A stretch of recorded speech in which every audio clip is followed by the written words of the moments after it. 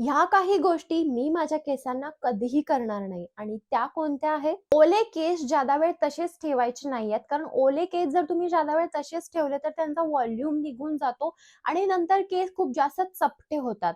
त्यामुळे तुम्हाला तुमचे ओले केस वाळवायचे आहेत. एकतर तुम्ही नॉर्मल हव्यामध्ये वाळवू शकता, नाहीतर तुम्ही ड्रायर वापरू शकता. आजकाल ड्रायरमध्ये कोल्ड सेटिंग पण येतं, म्हणजे गार वाऱ्याने तुम्ही तुमचे केस ड्राय करू शकता. कधीही केसांना एक अशी टाईट पोनीटेल किंवा कोणतीही टाईट हेअरस्टाईल करू नका.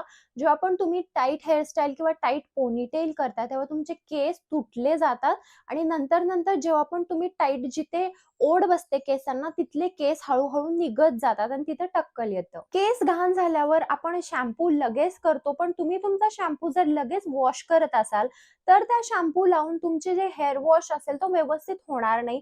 केसामधली घाण निघणार नाही. जेव्हा पण तुम्ही शॅम्पू तुमच्या केसांना लावता, तेव्हा कमीत कमी 3 मिनिटं तो शॅम्पू तुमच्या स्कॅल्पवर राहायला पाहिजे आणि 3 मिनिटं मसाज करा आणि नंतर तुम्ही हेअर वॉश करू शकता.